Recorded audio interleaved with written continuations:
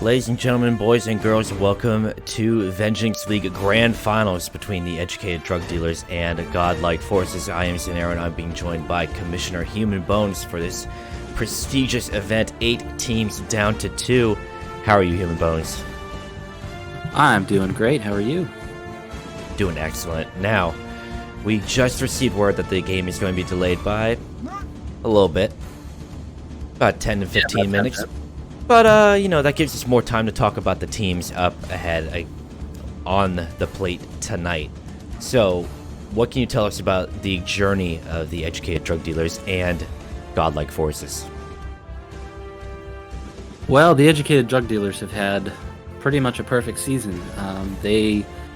Right from the beginning, they were pretty much the team that everyone pegged to win based on the fact that that Despero, the captain, was able to draft probably the most well-rounded team in the entire league. And so, right from the beginning, they were kind of pegged as the team to beat. And they've proven that all season. They've gone undefeated throughout the season. It wasn't until, I believe, week 5 that they actually had a round stolen against them. Maybe they didn't even lose that round. They might have just tied it. But yeah, they haven't lost a game all season. And they've really proven to be the team to beat. Whereas on the other side, you've got Godlike Forces, who came out in week 1 and smashed their opponent on a brand new map. And then after that, they kind of had an up and down season. They struggled to find a permanent third player to accompany Langrenus and Poto. And it really wasn't until probably later on in the season, week 5, and even last week in the playoffs, the semifinals, that they were able to kind of find their stride.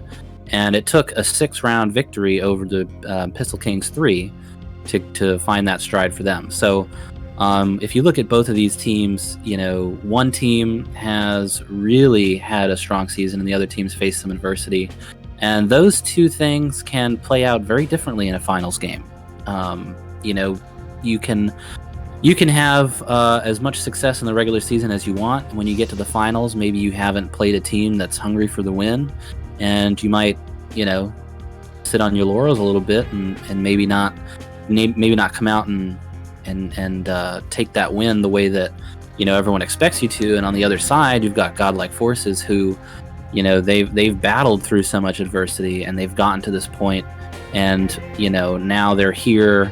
And they're going to prove everybody wrong. So you can see how these two teams can take kind of different paths in this finals game, but definitely going to be the game of the season. You got the number 1 seeded Educated Drug Dealers, the number 2 seeded Godlike Forces, and they're playing on 2 of the most frag-heavy maps in the entire WAD. So it's going to be quite a matchup. And we have seen those maps before. The maps are map 20, Cold Sweats, and map 43, Slave Machinery. Now, you saw here that map 20 was played last week in the Godlike Forces semifinal game against PK3. Now, these teams do have history together. They met in week 2, where the Educated Drug Dealers won very handily in 3 rounds. Are we expecting a repeat of that, Bones? Well, I don't think so, and I'll tell you. I'll give you a couple of reasons.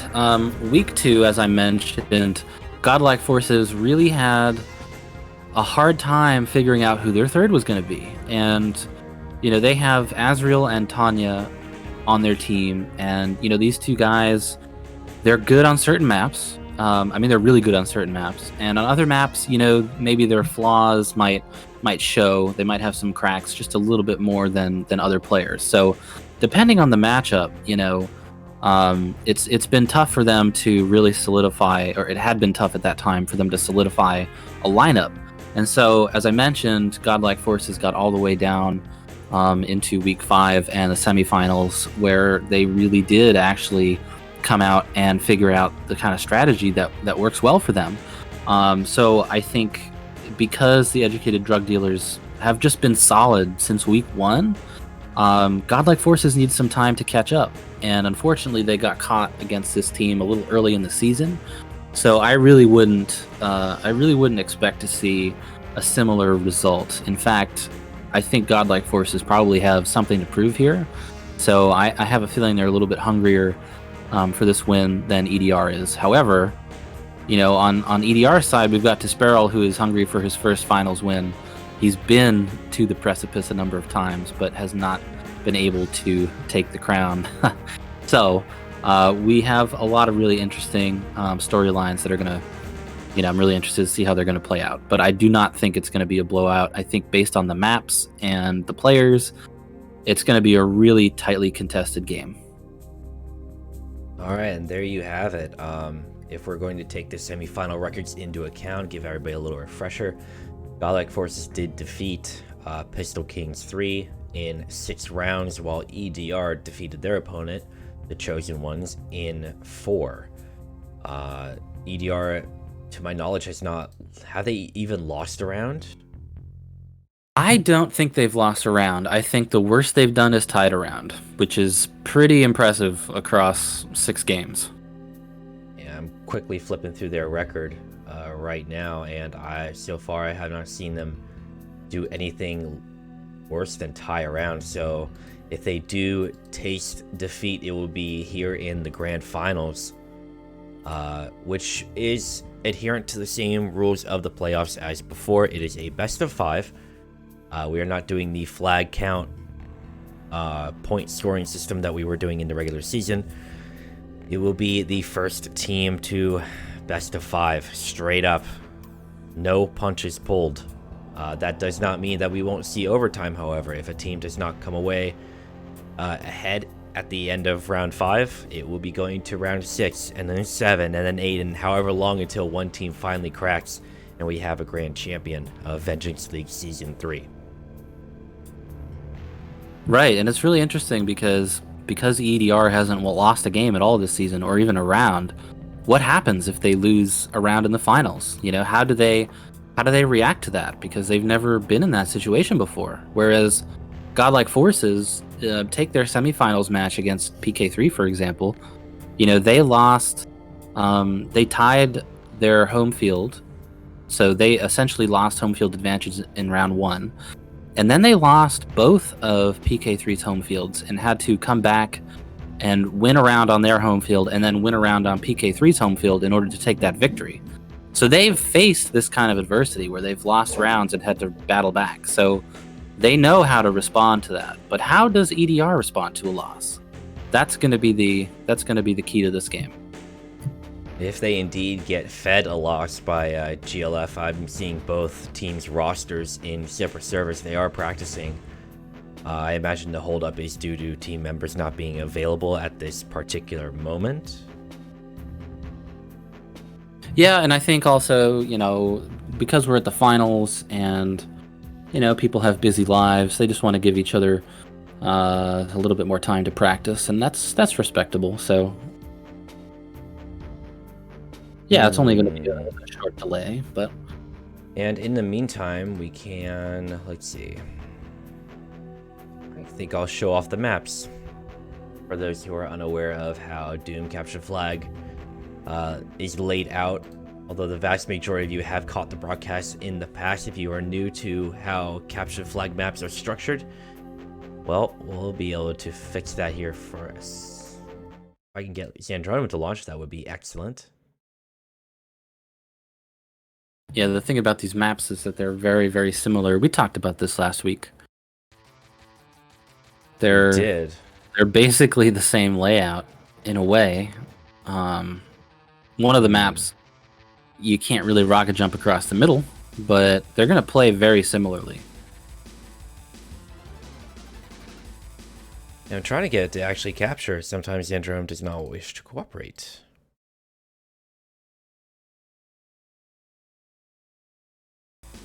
Well,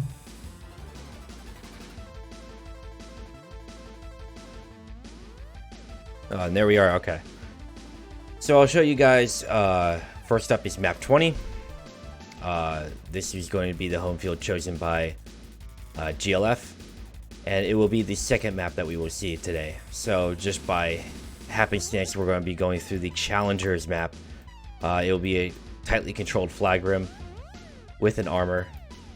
There is a channel. Pardon? Actually, map 20 is EDR's home field. Why did I think? So GLF's home field is map 43? That's correct. That is my mistake. So this So will map be 20 is going to be the first map, yeah. Yeah, we'll see this map first off. Back to this, there will be a rocket launcher that is not often used, although you can use it to control the middle. You can use it to rocket jump over the mountaintops here. We haven't seen that really utilized properly by many teams due to how crazy the map controls. In here is kind of a nice spot for flag carriers to hang around in the event of a standoff. Back out through the main part of the map. It is a tightly controlled map. This middle does not allow much room for anything other than frag machines to control the flow of the map. There is a teleporter that will lead to the back of the base. Runners can use this edge here or this one here to jump up into the rocket side as means of an alternative route into the base from the main entrance. Grab the flag and then the choices are theirs. But this map is generally considered a very heavy frag map, a slugfest map if you will. And that will do it for this map's highlight. Now, let's see, map 43. This will be the map we'll see in rounds 3 and 4. This is Godlike Forces home field. And we haven't seen this map nearly as much as we have seen map 20. Super shotgun forward spawn at mid, 2 green armors. And then if you cross over into the other side of mid, you have a couple different options. Route 1 gives you a little bit of cover, some armor, and the flag. Route 2, kind of straight up in there. Super shotgun up here, and you can probably skip, kind of cut your path a little bit over here, try to get this flag. But Route 3 is a much tighter route. There's a rocket launcher up here, and you can get to the flag this way. But on the way out, there's a teleporter that leads directly to mid. Does that teleporter lead back? Yes, it does. So there's the flag is very open. It's not very well protected. I expect a lot of action kind of around this area of the map, rather than mid proper. This will be a conduit for a lot of players to come through. If there is an imbalance in frag power, expect enemy players to be pushed up into their side of mid. Probably controlling this area, every entrance in and out of the base. But that is map 43 in a nutshell. Anything to add, Bones? Yeah, I mean, like I started to say, I think these maps are very similar in the way that they play out, which is it's kind of a battle right in the middle, and typically you're going to see both teams trying to push up into essentially the entrance or the mouth of their opponent's base and try to control that area. So you're going to see a lot of, exactly where you are right now, you're going to see a lot of battling right near that SSG and those 3 entrances into the base. So I think really it's going to come down to whichever team can make those pushes, more calculated and more coordinated. But the teleporters on both maps play a big part as well, maybe more so on map 20, the previous map, because there's a longer hallway and there's you need a bit more time. Yeah, we can look at that. You need a bit more time, like let's say you're chasing somebody down this hallway here. You need a bit more time to get out than you would on the other map. So the teleporters do play a role on both maps, and it's just an added element that you don't typically see in modern day CTF maps. So they're 2 similar maps, but they've got some uniqueness to them.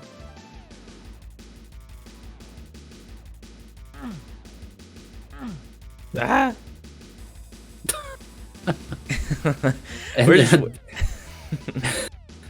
This mountain that he's on right now, actually, the way that he just jumped up there, I think he showed this before, but players will use this as a means to escape. Coming out of the teleporter, they might jump over to the left and jump up on the mountain and play around that way. They may also hide up on the mountain and wait for the opponent's base to clear before making a run. That's also an area that a lot of people rocket jump over to save time, whether they're trying to score a flag or get into the enemy base undetected. And well, that is pretty much both maps in a nutshell. We'll be seeing this map, map 20, in rounds 1 and 2. And we'll be seeing the other map that we were reviewing, map 43, in rounds 3 and 4. And it will alternate from that point on. If we do go to a round 5, we'll be back here on map 20. And hopefully we will. Grand finals are awesome to come back and watch. Yeah, the full distance. 6-round games, you know, where it's by round 5 and round 6. I mean, there's really nothing more you could do as a team. You know, you're pretty much at that point playing kind of the game of your life. So you're just trying to get anything you can, and you see some really cool stuff once you get, you know, 45 minutes to an hour into an intense playoff game. And I think it's about time for us to go in and start harassing teams, because we're coming up on our 10-minute delay. Well, that's something we're both good at. Let's get in there and harass teams. What about predictions? Do you have any predictions on who's gonna... Ooh, I love predictions. I love being wrong at predictions all the time. It's my It's my expertise, if you will. It's a caster's curse. Considering how EDR has blown through this league without a single round loss, I would absolutely give them the...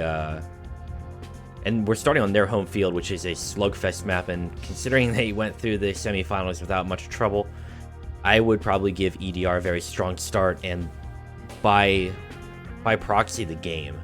I think they might eat a round loss, so I think that they will probably lose about round 3, but they'll come back and they'll take the series. So I think it'll be EDR in 4. Okay, I can't really disagree with you much. I do think EDR is going to win. I think it'll be in 5. However, I would look out for some a potential game-changing either round tie or win from GLF in rounds 1 and 2, because map 20 is one of the most popular overplayed CTF maps of all time, so everyone really understands how to play this map. If GLF can come out and win a round and steal home field advantage away from EDR, I think EDR could be in trouble. So, you know, if that happens, it should be interesting, but I do think EDR will come out in 5. EDR in 4, EDR in 5. Whoever wins, one team will have to lose, but you, the viewers, always win. Thank you for joining us this Saturday for a spectacular grand finals. A slight delay, but we will be getting underway here shortly. Teams are on the field, and we will be seeing a call vote here shortly. Yes, whoever wins, we all lose. Whoever wins, we all lose. Oh, jeez. But if anyone is interested in the Multiplayer Doom Federation, the group behind this season of Capture the Flag, they also run other events like Deathmatch, Last Man Standing, across a whole bunch of different ports. They just ran an event on Z-Daemon called Capture the Chicken even. So nothing... there's nothing the MDF won't do for players who are interested in Multiplayer Doom. Well, there might be a few things, but we're not going to talk about them here. It looks like the starting lineups for both teams. EDR's got Disparel, Shane, and Sharp, and GLF looks to be fielding Langrenus, Poto, and Azriel to start off round 1. Alright, and that is some of their strongest lineups, if not the preferred lineup they have. I believe that both subs are waiting in the wings. Togna for Godlike Forces and Hardyween for EDR. So if we do come up on a disconnect like we did last week, then there will be a fill-in rapidly, and there will not be a team looking down the barrel at a 2v3 for any duration of time. Hopefully, anyways. Yeah, usually teams are pretty well coordinated. If somebody disconnects or they have connection issues or something happens, you know, that fourth player is always ready to jump in and fill the gaps where needed. And we saw that with BNZ. All right. Just waiting for teams to get situated, you know, get cozy, get comfortable, and we'll be getting into round 1 when that call vote appears near the top of the screen. Any day now. Everybody. Any second now. It's gonna happen. I feel it.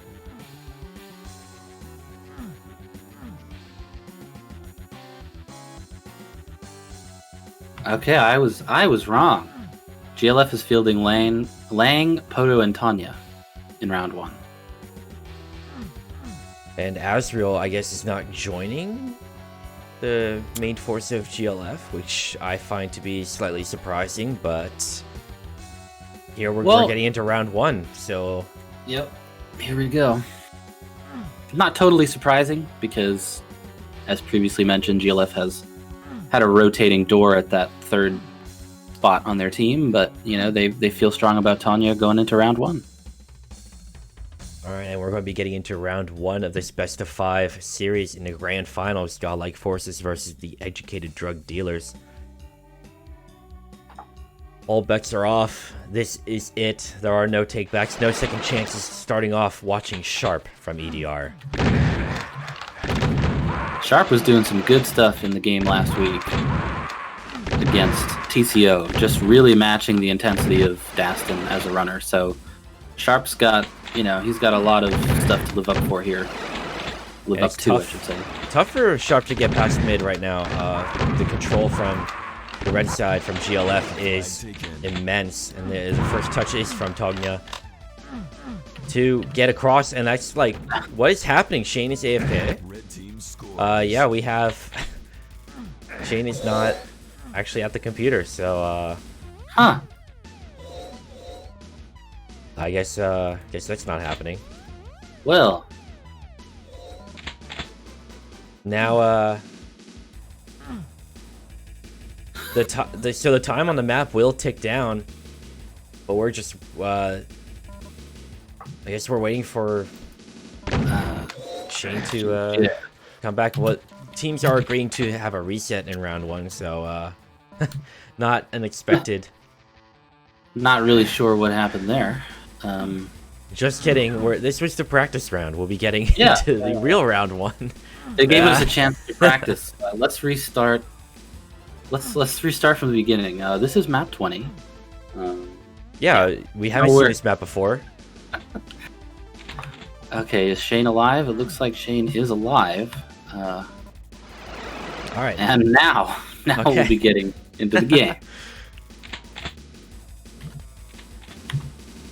Shane can't move. Goodness gracious. Well,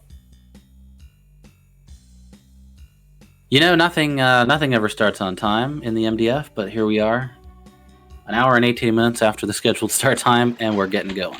All right, starting off on Sharp again. Now he gets a second chance. He gets dropped at mid. The Godlike Force rather, at mid. And we have, do we have a repeat? Tanya with another early touch.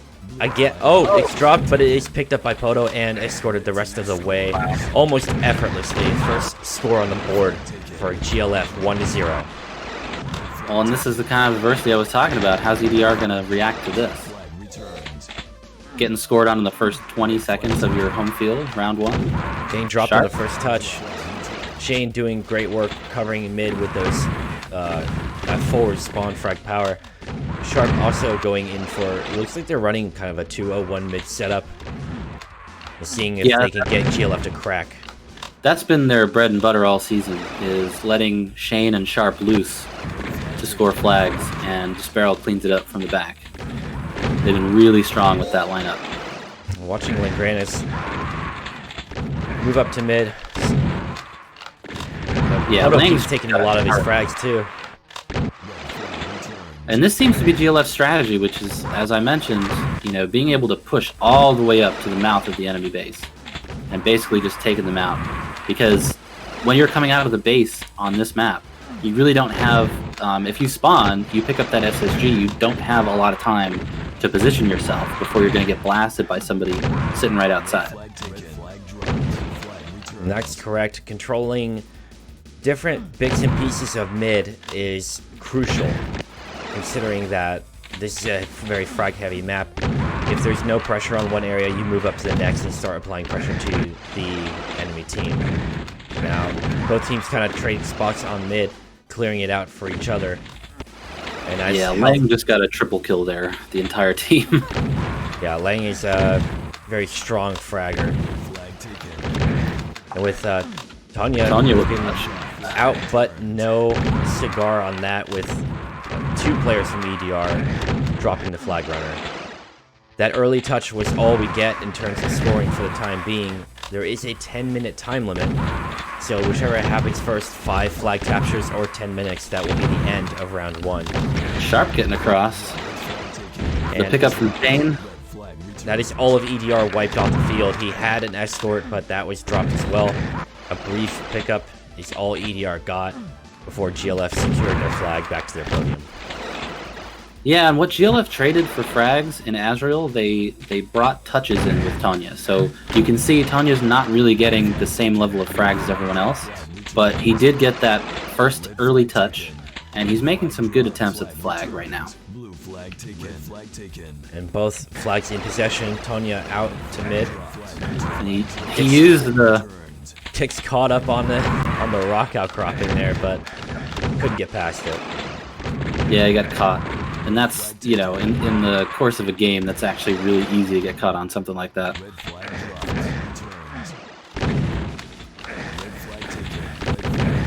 And some touches from EDR showing that they are applying as much pressure as possible, trying to escort their flag carrier in and then out, but with every member of GLF in their flag room, you're not getting very far from that podium. No, although EDR is now pushing up and trying to push GLF into their base. And it's working a little bit, but just that frag power of Lang and Poto is not allowing them to get much out of it. And Despero doing good work in clearing mid and pushing up, and repeatedly moving up to that super shotgun to apply pressure to GLF. Yeah, Despero is carrying the majority of the frags for his team. Whereas on the other side, it's pretty well spread out amongst Lang and Poto. So we'll have to see if maybe Sharp steps up or Shane steps up and also, you know, frags as much as Despero has been. Yeah, with Despero with 54 frags, rest of his team in the 20s, while on the GLF side, Poto and Lang in the mid-40s, and Tanya sitting just above 10, but it just shows the different mission between the two teams, their different strategies coming to bear. In this round 1, where we're reaching the halfway mark in the time limit, 5 minutes left with only 1 flag captured in favor of the challenger. Yeah, but EDR was doing a really good job right there, pushing GLF into the base. But again, they're just not able to take advantage of it. They can touch the flag, but they can't seem to get it out. Converting those touches to captures is going to be how you're going to have to win. If this is how your round 1 goes in your home field, you need to pick it up for round 2. What is EDR going to answer with if they don't have an answer within the next 4.5 minutes? Yeah, and I mean, that's the conundrum, right, of a playoff game. If you get to the point where you're about to lose home field advantage, you probably start to abandon the positions that you had all round. And you say, well, you know what? I mean, if we just went, you know, whatever it is, 7, 8 minutes and we didn't get a score, why don't we just, you know, throw everything we got at them and see if we can get something? So you might see EDR start to switch things up here pretty soon. Switching over to Tonya, going to be seeing if getting more flag touches out. The only person to have actually gotten a flag out of the base so far is this player right here. While the capture was scored by Poto in a pickup capture, the majority of the work, of the legwork, was done by Tonya. Yeah, in a map like this, I mean, you can get out without really having to shoot anybody, but it's really hard to get in without shooting someone. You're not gonna sneak into the base like this. So, you know, every time he's going into the base, he's having to fight 2 or 3 guys, and it's just difficult.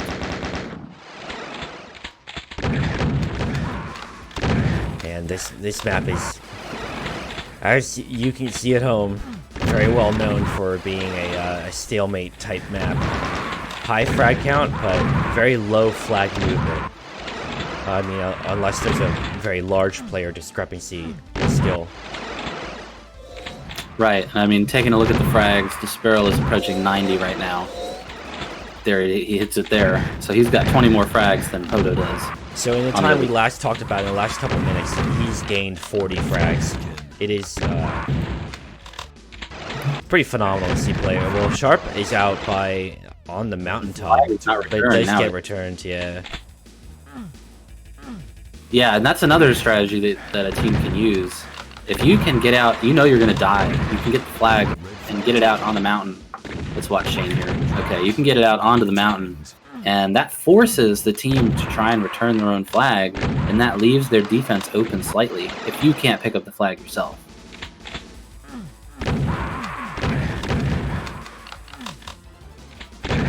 A dropped flag on the mountaintop is always really fun to see because, you know, it becomes a scramble for the first player to get up top there. Yeah, it's always fun if you're doing it and you're trying to describe where it is. I always have a hard time saying where I've left the flag on that mountain. Where did I leave the flag? Well, I know where I left it, but trying to get your teammate to figure out where you've left it in the 10 seconds you have to grab it, Sharp with the pickup. Yeah, there's mayhem in the GLF base there, but he still was not able to get out in time, or at least not able to frag his way out, which at some point becomes a requirement as teams solidify throughout the round. Yep, and EDR is putting a ton of pressure on GLF. They've been getting closer and closer to getting a flag out where they can maybe do a pickup, but I mean they've got a minute left here, and they're just swarming the base. So maybe we'll see something in the last minute. Yeah, that pressure is meant to crack the enemy team to force them to make a mistake. But so far, it looks like GLF has been actually pushing back out through mid and stopping EDR from their aggression in direct response to their own aggression. Now, if this holds true, that means that GLF has taken home field advantage away from EDR. We've got 30 seconds left. So yeah, it'll be interesting to see how EDR decides to combat this if they do lose this round, which will be the first round they've lost all season.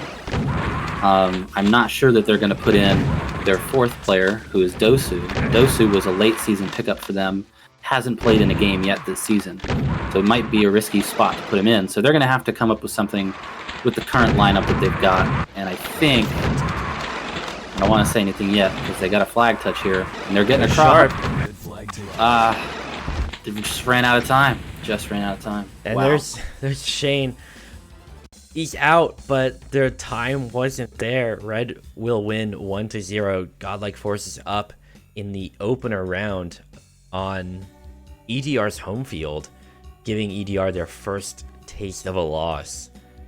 Will that convert to another win for the challenging team in round 2? Well, you know, we saw EDR putting intense amounts of pressure on. Oh, we've got someone that's joined the game. Gotta figure out how to get this person out of here. So, as it does happen every so often with a large league like this, you know, people are really eager to get in there. You know, they're like, "Hey, I want to play." Oh goodness. And a slight delay, you know, head back to the lobby, get your snacks, get a drink, you know, no big deal. Yeah, get some popcorn. If you use the code Vengeance League at the checkout counter, you get 20% off. Bag of popcorn. I do believe the Sparrow is taking care of this.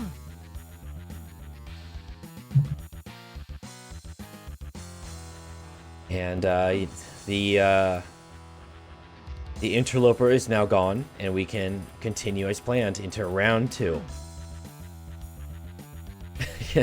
Yeah, just shout Vengeance League at the cashier, no problem.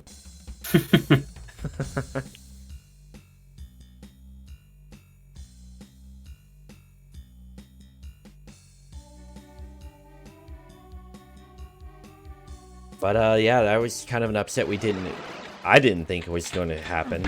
An early score from GLF led to the final score count of 1-0 in favor of GLF in this best of 5 grand finals.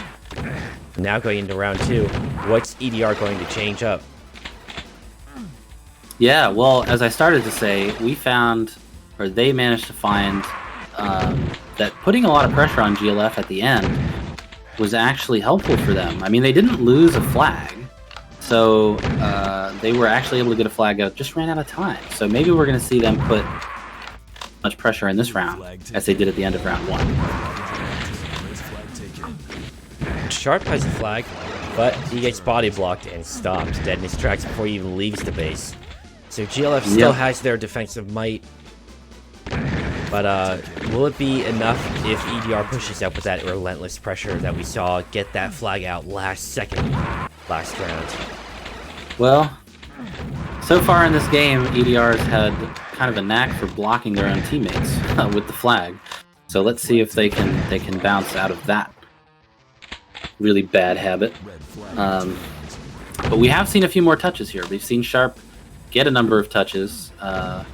So it looks like the pressure is working as far as getting touches goes. And it is a school of thought among a lot of flag runners and captains. The more touches you get, the more chances you have to convert that to a capture. But you will need the rest of your team to cover you. You will need that support to get out of the base when you're chased by 3 very angry Doom guys. Yeah, well, I mean, there's a couple different things that getting a lot of flag touches can do.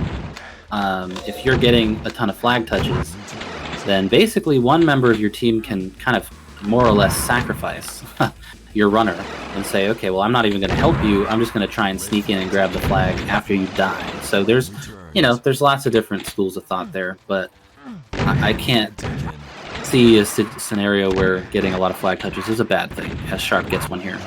Sharp does get out to the teleporter side, but there is no support for him there. He gets gunned down. And Shane with another touch, but so they're getting touches, but there's nothing getting out. Meanwhile, GLF is forced to play mostly defense. Yeah, but I mean, that's worked for them. I mean, because Lang and Poto are just... The thing is, Shane has actually picked up his fragging this round and compared to round 1. In round 1, it was mostly Xenaero who got 121 frags. But he needs his team to step up and also take out GLF. So, I think Shane stepping up and getting some more frags is going to be helpful for EDR. Oh, that was a great rocket from Poto. Just spawns and shoots that rocket over towards the flag. Takes that flag carrier out. Little exploratory rocket. You never know what it might hit. In this case, it hit an enemy player and neutralized them from a possible flag run. Always good to try to take those shots from a defensive standpoint.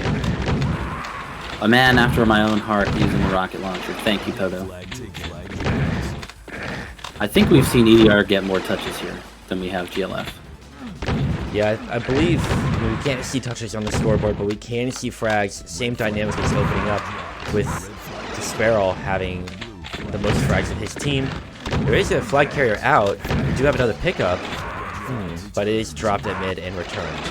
So they were not able to convert that. Although the pickups were there, they weren't able to get far enough away and get the cover they needed.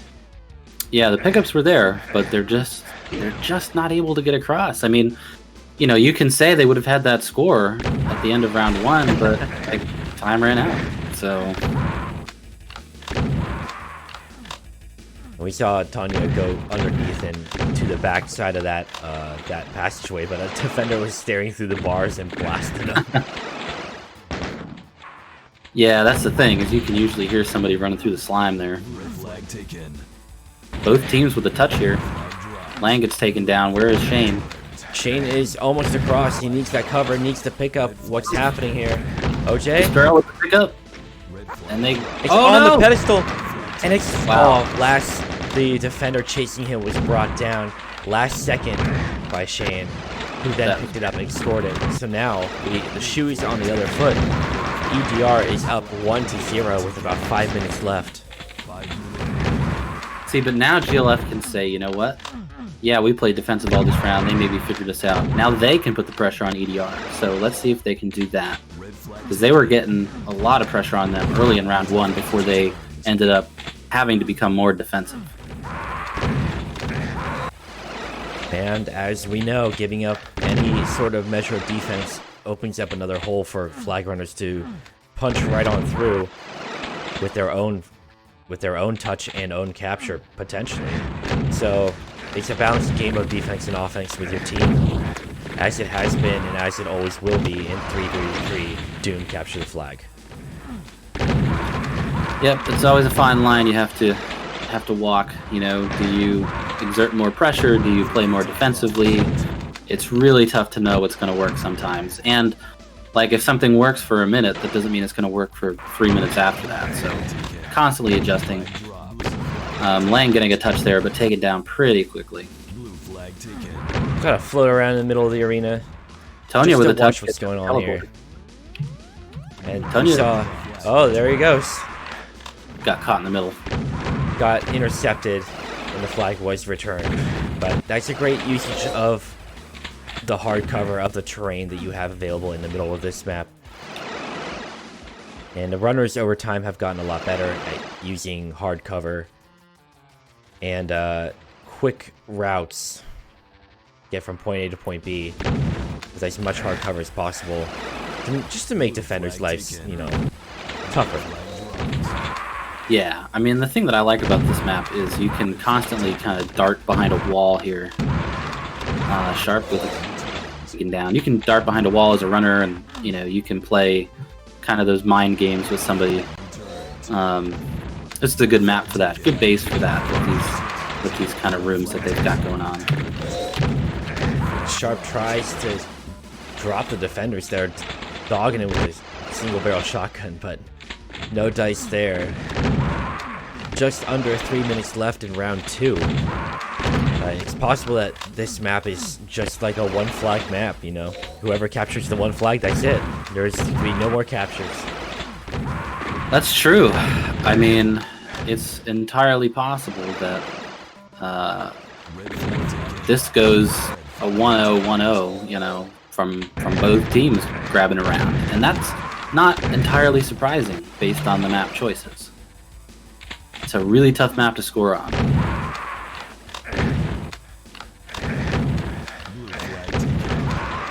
Tonya with the touch here. Tonya out with a little bit of cover. Is that going to get picked up? It gets returned instead.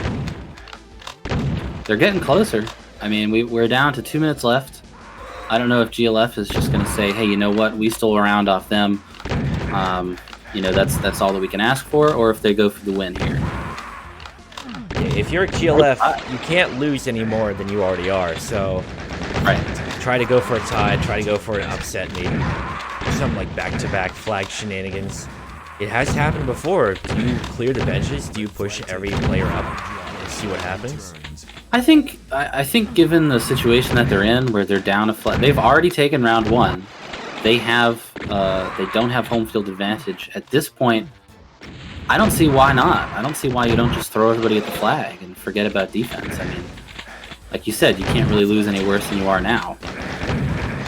Now Shane out for Shane EDR, out. returned.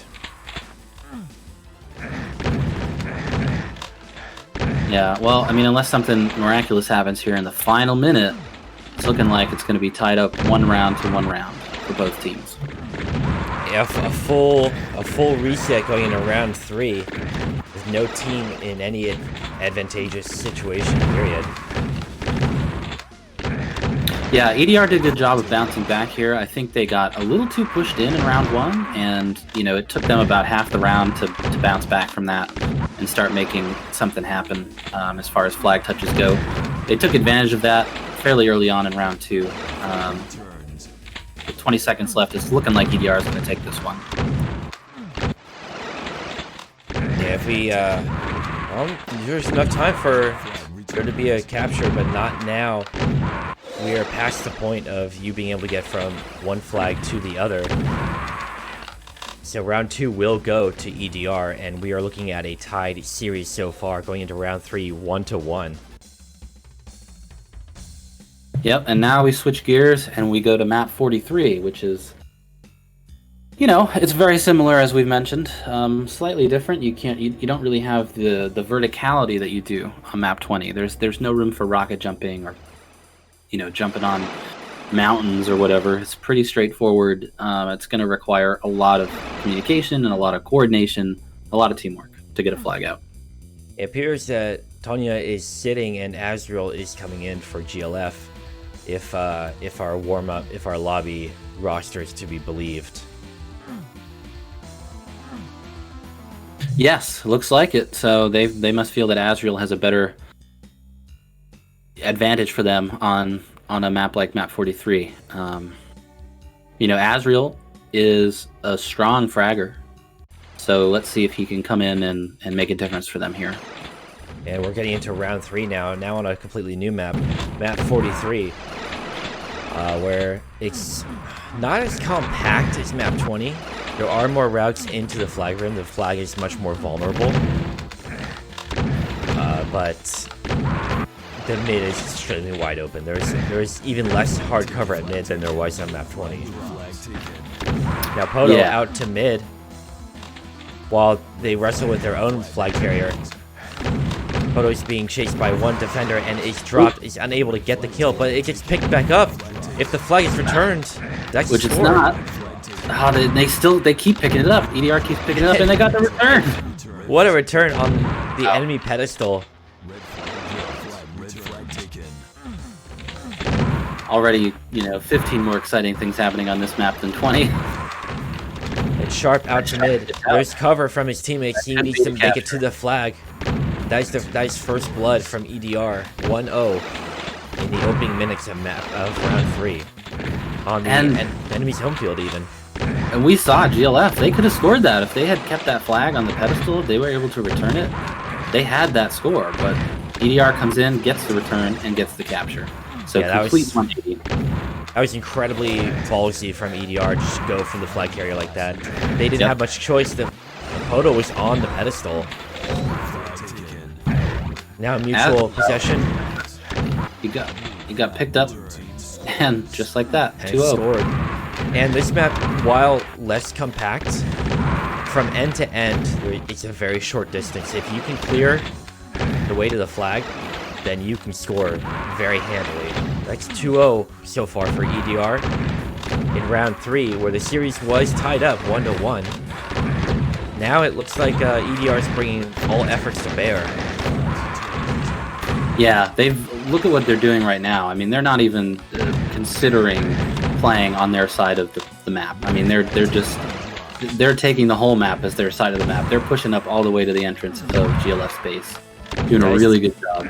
That is definitely the best way to apply any sort of frag pressure on a map like this. On any slugfest map, be it map 31, map 20, map 43, you're going to want to push up and try to control the enemy spawns. Do not give them breathing room to set up their own strategy. Good touch from Poto here if he can get out, but he can't. And just as quick as you can grab the flag with how vulnerable it is, how vulnerable you are coming out of the base. Because every enemy spawn is directly behind you. Yeah, Poto is doing a lot of runs, trying to use that teleporter, trying to psych out the team. Lang with a touch, Poto with the pickup. Can he get out? Poto with a pickup. They can cover body this. block. Good.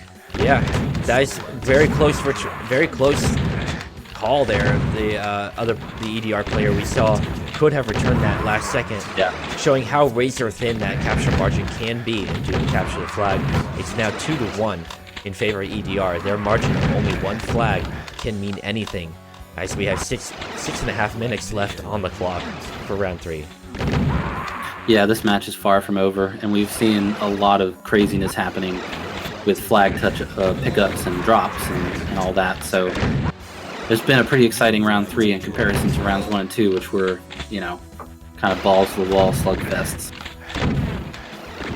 Yeah, a lot more mayhem on this map than map 20. A lot less control possible from every team, which means a lot more excitement for you, the viewer. Yes, and it means that us as casters get to stutter over our words as things happen too quick for us to say them out loud. Trying to figure out what's happening at any given point. Yeah. Things have slowed down a little bit. EDR came out real quick with that 1-2 punch and got 2 flags GLF responded. Azriel across. Try to get to Azriel. Azriel does have the flag in possession, and his team is clearing out mid as they swarm the GLF base. Now the map is tied up 2-2. A full, I mean, you can't get more tied than this. Tied in both series and in flag count. We're about halfway into the time limit for round 3. And another touch out to mid, but it is returned by GLF. That was a close one. Now, Azriel missed a shot or two, and he basically had to rely on Poto to get that return. So that was a close one. And Xenaero dropping the flag carrier with a well-placed shotgun blast. Teams are hear that 5-minute warning being announced, and Shane trying to chase the pistol, he wants the flag back. Azriel out. Poto picks it up. Poto with a pickup. Oh, Almost makes the trick jump up top. Poto does a low chase of his own. Can he get to the flag carrier? Oh my goodness, what a pickup. It's a pickup, a chain pickup from Poto to Azriel to Poto to score 3-2. What just happened? All I know is GLF scored. Really good teamwork. Very greasy flagpole there. It could be returned. It just couldn't be returned. And GLF bouncing back from being down 0-2 in flags to go up 3-2. Yeah, they started before they had their first capture. They were down by 2 flags. EDR has not scored since. They have not had a response for GLF's finesse there. Poto with a really good touch. Wasn't able to get that one shot though. Yeah, body blocked by a defender on the way out to mid. Every fraction of a second can count on a map like this. Yeah, and I mean this is again. I hate to keep bringing this up, but I mean EDR has faced very little adversity this season, and here they are in the biggest game yet. How are they going to respond to this? They did respond with a victory in round 2 after losing initially in round 1. And now round 3, they might end up losing in round 3. Unless they change up their strategy, they didn't have an answer for any of the 3 flags. Even though they were very close, they were successful captures. OJ, Xenaero is out, and he does score. He does that trick jump with the stairs onto the lamp. Right up to the podium, tying it up 3-3 in the 3rd round. Now it's going to be up to... That is EDR's response. It will be up to GLF to close it out. It really is their game to lose. This is their home field. They are ideal... You would think the most prepared for this. Whereas we have a mutual touch. GLF. There is... Oh, GLF was not prepared for a pickup there at all in any way. And it was dropped and returned. With Xenaero taking a little bit of a moment to sass the enemy team. Yeah, that trick jump that Xenaero got to score that flag is actually pretty hard to do in the moment. And laying out, but the enemy team was across the other side of mid, and nice little interception there. Well, Sharp here, getting across. Out to mid, needs the coverage from the rest of his team. Needs that flag returned. He has to be low on health. We don't see these very often on this map, so flag standoffs. Nobody though. Nobody anywhere near Sharp. Okay, never mind. He just got killed. And Azriel ends up scoring from dropping Sharp like a bag of dirt. Now GLF is up 4-3. We're, for the first time in this series, we're seeing it at capture point. Yep. One more flag for the red team, for Godlike Forces, will secure their round. As we're looking at 1.5 minutes left in the 3rd round of the series, which up to this point has been tied. Yeah, tied pretty much dead even, rounds and flags. Azriel with a touch gets taken down. I mean, for GLF, if they can win this round, that's, they've already stolen home field advantage. Well, even if they do win, no, actually, yeah, if they win this map and they win the next map, that will be it for the series because EDR will not be able to come back in the best of 5. That's correct. And Poto with a touch. Poto dropped the carrier, and Azriel returned it just in time for Poto to capture the last point. Wow. With under a minute left in the round, GLF hit the capture limit. Lots of frags from both teams. I mean, 70s, 80s, and above. So we're looking at GLF going into. They are on match point, championship point. They are on match point. If they can win this round, that is it. So we're going back into their home field, but they did not win by a huge margin, and a lot of those captures were very tight, as you would expect on a map like this. But EDR playing very sharp, pardon the pun, but they are. I mean, they're playing very well, and it's anyone's game going into round 4. GLF, red team is on match point. And the championship is within their grasp, but can they hold on to it? Can they do what they did last round? Can they secure the flags where they need to and send EDR packing? Well, you have to wonder how much nerves are going to play a part in round 4. I mean, we've all been there in these big moments, and sometimes the nerves can get the best of you. So, I mean, EDR, do they just really have to respond to this? They can't, they can tie it and go back to their home field, but pretty much anything other than a win really puts them in a bad situation. I mean, a tie just, that's not really going to help them. They want to come out and tie this series up completely by winning this round. And we're trying to get to the carriers to watch their runs, but by the time we end up getting to switch to them, they were already dead, showing that the defense from both sides is very astute. They are not letting a carrier pass them, at least not without shooting them in the back. Also, knowing that we need the flag next command here in Xandronum for all the developers listening.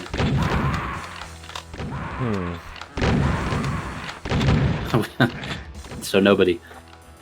Things have slowed down a little bit. EDR came out again in round 3. Got 2 quick flags. Nothing yet in the first minute and a half. That's true. GLF is going to be a little bit more used to EDR's fighting style, as it were, in this map. Now that both teams kind of felt each other out last round. Although with GLF coming out ahead last round, EDR still has a lot of room to adapt their strategy. They did not lose outright. No, they didn't. But you do have to feel like your backs are up against the wall here, because you weren't able to defend your home field, and now you're entering a map that is not the map that you really wanted to play. So you have to wonder what they're going to do about that. It's just tough for a team that's in this kind of situation. No, true. And so far, neither team has really converted a touch out across the other to their home side of mid. They've been able to exit the base, but dropped very quickly thereafter. And we'll watch Sharp as with a touch from EDR, but he too cannot get past the entrance to the enemy base. Yeah, I mean, I think the thing that has worked well for EDR all season and throughout this match so far is that they're able to run up and cover their runners and get flag pickups. But you're seeing that I think they're playing a little bit more defensively out of, caution, not wanting to give up a flag. So they're not really able to push up and assist their runners the way that they are typically used to. So that's probably affecting, their ability to get the flags out. Azrael with a really good touch here. Azrael is across to his side of mid, but defender is waiting on his own pedestal. Yeah, it is a mutual return. 0-0. No flags have been captured so far. We're almost 4 minutes into this round. It's been a lot more defensive. Both teams playing a bit more reserved in terms of aggression. EDR knowing that they're on match point. GLF knowing that they're on match point. So both teams really waiting for an opportunity, hesitant to overextend. Poto with a touch here. By the time I get to Poto to show Poto's skill off to everybody else, well, there's no more flag. Yeah. Showing how quick, I mean, even with flag next commands, let's be real, the flags are being returned very, very quickly. Poto with another touch, he gets across. Can that get picked up? It gets picked up by Lang. Lang up to pedestal, and that is first blood in round 4. Wow. That's big for GLF to go up 1 flag about halfway in. We have 5 minutes left on the clock. Now the screws are starting to come out. Photo out. Can Lang pick this up? It's on the stairs. No, the stairs foiled Langrenus. Azrael gets it though. He was waiting. And Lang with another pickup. Wow. He didn't know he was following him through the teleporter, but it was a friend covering him. And that was all he needed to secure a second flag capture for GLF. Those are two pretty big pickups for GLF. Yeah, I mean, what I was going to say before all this happened was GLF is doing a much better job of having someone grab the flag and then their mid player supporting them. Poto getting this flag out by himself, getting right across, and that's a 3-0. And the base wasn't clear, but they weren't in position for Poto to come out through the teleporter, and that was exactly what GLF needed to go up 3-0. Now Despero with a response. Can Despero get out of the base? This is a European server, so you have to remember, players like Despero, who are European-based, they are a lot snappier than they are normally. Well, they're getting snapped right back at from Lang and Poto, who are also European. That flag got dropped last second from GLF. What Poto just did was incredible. Poto killed the flag runner, grabbed the flag, ran across the base, basically scored on his own, no help. Yeah, we saw Poto drop Despero like on mid-jump. It was ridiculous. Yeah, I mean, GLF just, whatever they figured out last game after those 2 early caps from EDR, you know, their teamwork has been on point this round. Their runners are being covered, there's flag pickups when the runners go down. It's been perfection in round 4. And Poto with another touch out. Yeah, Poto with another touch, but not much cover at mid. There's another touch with Azrael. Yeah, back on the pedestal. If they can get this return, they can cover Azrael, that's it. Wow. There it is. In what, a span of 3-4 minutes? 5 flag captures. They found how to exploit EDR, and EDR never reset their positions. They were never able to recover. They weren't able to stop any of that. So there will be no round 5. That is it. That was championship point. Godlike Forces not only delivered the first round loss to the educated drug dealers, but a total loss in the championship. Yep, and that's, you know, the first game that EDR loses is the big one. Congratulations to GLF. I mean, they had kind of an up and down season. It took them a little bit of time to figure out, you know, who their third was going to be, but you know, they really played the matchup game well. They inserted Tanya in the first 2 rounds. They were able to steal a round off of EDR, and then they said, okay, well, you know, you're used to how we're playing. We're going to throw Azrael in, and they were just incredibly cooperative. They had such good teamwork in rounds 3 and 4 that they were able to really take this game away from EDR, and it was not close in round 4. So, congratulations to GLF. Season 3 Season 3 champions. I mean, that's it. And you saw it live here. Langrenus, Poto, Azrael, and Tanya taking the championship, taking it to round 4, not only taking a victory away from, on an enemy's home field to start off with as the lower seed, but capitalizing on the next couple rounds. Phenomenal work from GLF. EDR came in the favorite, the fan favorite, the caster's favorite even. We predicted them to win, and we were proven horribly wrong. But those games were exciting. Map 43 definitely showed a lot more life in how Doom Capture the Flag unfolds, and how both championship level teams played very well on both maps. But Godlike Forces lived up to their name. They came out and they said, we're here, and we are the champions of Vengeance Season 3. Yeah, and that game really wraps up what's been an incredibly exciting season. Our first season being done on European servers. We saw a lot of players come out and sign up for this that, you know, have been gone for a while. Some players that came out and volunteered to captain. It was really exciting. We played a lot of new maps, and your streams, Zen, were a big part of that. So I really appreciate you taking the time to do all the streams this season. And it's been a lot of fun doing this. Saw some really good games. As always, a pleasure. So much fun to cast games, to speculate on players, to figure out strategies on maps that we will or will not see. And as always, a pleasure to bring Doom Capture the Flag to people at home. GLF proved a worthy watch in most grand finals in Doom Capture the Flag.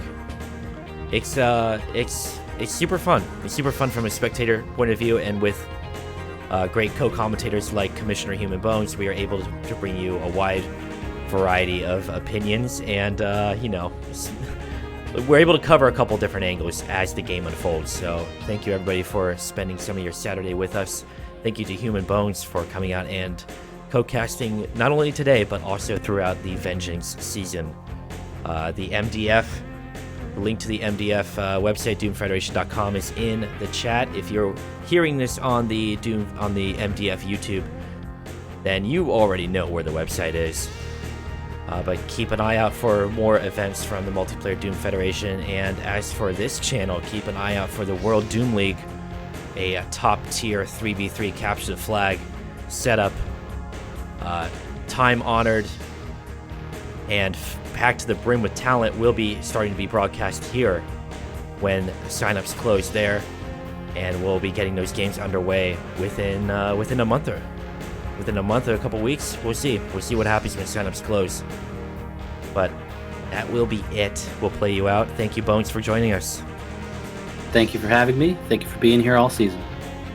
And thank you, the viewers at home, for watching and enjoying a little slice of what we have built over the years. Doom Capture the Flag never gets old. Have a good day, everybody.